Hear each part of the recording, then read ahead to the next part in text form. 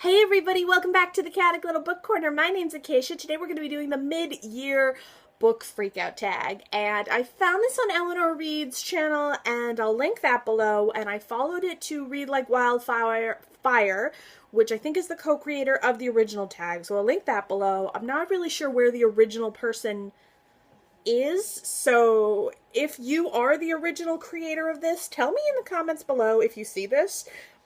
And I'll give you full credit. Like, I'll go back and edit it and make sure you have it. As far as who I'm tagging, I mean, guys, I'm going to link a bunch of channels down below that are people that I tag. I would definitely tell you right now, Amanda Center, you're in that list. So, I mean, come on. But as for the rest of you, I'm sure there's going to be a ton of you down there below. I've got a couple of new people that I've been following that I'm really enjoying, and they're very small booktubers. Go check them out. They're super sweet, super kind people, and I think you're going to really enjoy them. Let's dive into the questions, and let's do this thing. It's 2016. It is July 18th, and it is the first day of the Booktube readathon. I have read 2 and like 60% of a book. So I've read my first book, which was Hysteria, which was a graphic novel, and now I'm reading The Darkest Child, and I am loving it. I'm about 60% of the way through now. I was 50% recently, but guys, it's emotionally draining me, so I had to take a break. So let's do a couple videos and tags, why don't we? Because it sounds like such a good idea, so that I don't like cry uncontrollably at how much I just, with everything that's going on here in the US, reading a book about a black child in the South is breaking my heart, especially in the 1950s during the big, during the height of the KKK and the Jim Crow. My heart is breaking. Everything that's going on in this world is so terrifying to me and makes me sad and makes me angry, and I can't speak as a person who has experienced racism specifically. I've seen it. I've been around it because I did date a man who was African American for 3 years, and I definitely saw it. I saw it a lot. So this is just, that's my 2 cents in that. But I mean, after Baton Rouge, like, it's getting out of control. And I'm just trying to spread some love and positivity and give you guys a reason to smile, because right now I'm finding it hard to find those reasons myself. So let's do a book tag. Question number 1. What is the best book you've read in 2016? I went with The Lightkeepers. Now, this is by Abby Genai. I don't know if I've decided that this is actually my best book of 2016 yet. But my gut is telling me that it's been my favorite book of 2016. Like, it's one that I think about every day. I keep going back to it. I want to reread it. I've loved it unconditionally. I think it's a tie between this and The Secret History. Yeah, it's definitely a tie between this and Secret History. This, though, has such a place in my heart because it depicts fugue states so well. Or depicts that kind of, like, memory loss so well. My heart is with this book. So this, I think, is the best book I've read in 2016 so far. Definitely tied with Secret History. I'm not gonna lie. Super tied with that. What is the best sequel I've read in 2016 so far? That would be Red Queen by Christina Henry. I'll link down below my full review of this and The Lightkeepers. I did have an interview with Christina. It was wonderful. Unfortunately, the file corrupted, and I didn't get the full thing uploaded. I'm trying to get a new interview with her so I can get you the information. But Christina is an amazing woman, a wonderful person. Her books are fantastic. Everything about this book was really wonderful. I think it is more of a companion novel than a duology sequel, but totally worth it. The world that she has created is phenomenal, and I highly recommend. Release that I haven't read yet, but I want to, that would be Museum of You by Kara Spray. Now, I've heard amazing things about this. I think it's going to be fantastic. It sounds right up my alley. I just haven't had a reason yet to pick it up. And also, I keep finding more books that I bought prior to it that I feel need to come before it, but it's I can't lie, I might switch another book out that I'm reading in my, in this readathon. I might end up reading this instead. I don't know. I don't know. Most anticipated release in the second half of the year is going to be the sequel to The Long Way to a Small Angry Planet by Becky Chambers. Definitely this sequel is my most anticipated read of the second half of this year, as well as Anne Valenti's novel. Both of them I have on pre-order. I'm super stoked about both of them. This one especially, though, the sequel to this, I am beyond excited. Biggest disappointment. I hate this book. I think it's terrible. I am offended by it. I think it's obnoxious and rude and awful and a lie, and I hate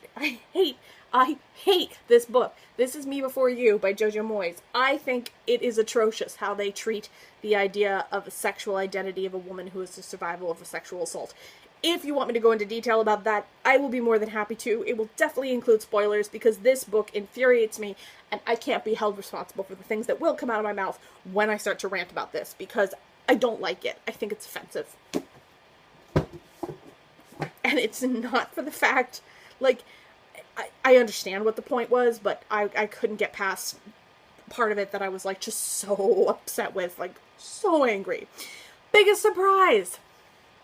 How the Blessed Live by Susanna M. Smith. This was amazing. I love this book. It's on my favorites of all time now. As like I love this book. It's phenomenal. It was a wonderful surprise. It was beautiful. It was eloquent. It was amazing and fabulous, and I can't stop raving about it. I love this book, but unless you've read it, you don't understand what a love song to literature this book is. It's amazing.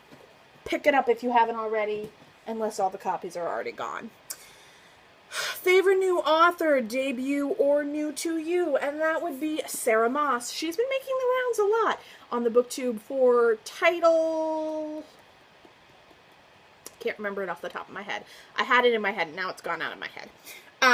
A lot of people have been reading that. I'm expecting that book from Granta Publishing very soon. I've already spoken to them, because I've been reading Sera Mas for about 7 or 6 months now. So I've already been on this bandwagon. I don't know where y'all were because she's amazing. So this is Signs for Lost Children. I've read this. I've read the 2 books prior to this, but this was the best out of all of them.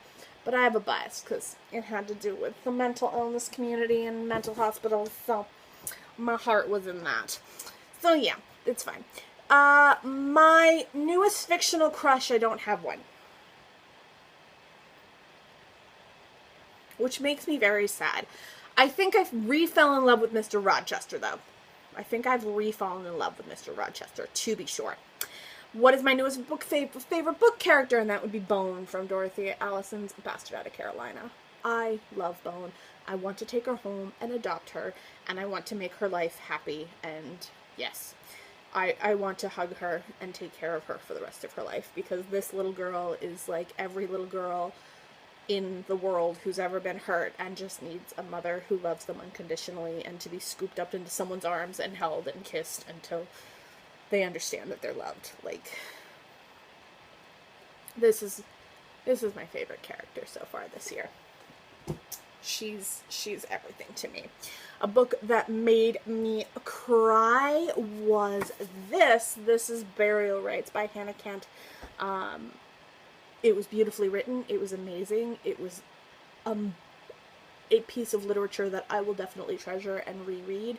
I think I cried for a weird reason, but I think it was the right reason. Definitely wonderful. Definitely something to be picked up. I don't think it'll make everyone cry because not everyone's as emotionally weird as I am, but a phenomenal book all round. Bastard Out of Carolina made me cry something fierce too, though. What book made me happy? Okay, I'm gonna be honest with you guys. I'm on page 370 of a 400-page book, and I can't bring myself to finish the last 30 pages because this is like my safe haven of like happy thoughts. Like every time I'm feeling overwhelmed by emotions, this book has saved me. This is Sophia Is Not Obliged. This is chick lit at its best. This is amazing. This is fantastic. It's funny. It's It's cute, it's funny, it's entertaining, it's educational, and it's a really good informational book on eye-opening world to the Muslim community. I think it's amazing. Sophia Khan Not Obliged by Aisha Malik, and yes, makes me happy every time. Most beautiful book I've bought or received from this year. I have so many beautiful books, but I'm gonna have to go with this. This is The Soulless limited edition by Gail Carriger, because I just love showing this book, because look at it. Look at it. It's so beautiful. And it's got the signatures, and it's so gorgeous. What books do I need to read by the end of the year? All the books that I've been sent for publishing by publishers. That makes sense. That made more sense. I have to finish all the books I've been sent by publishers, by authors. I gotta finish those, and I gotta write all the emails and post the reviews, and I gotta get on that. Gotta do it. That's that goal. What are my favorite book community members? No. We're not doing favorites.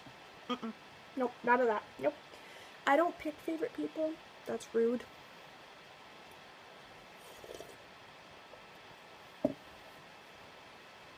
No, I can't pick a favorite. I'm sorry, guys. I really can't.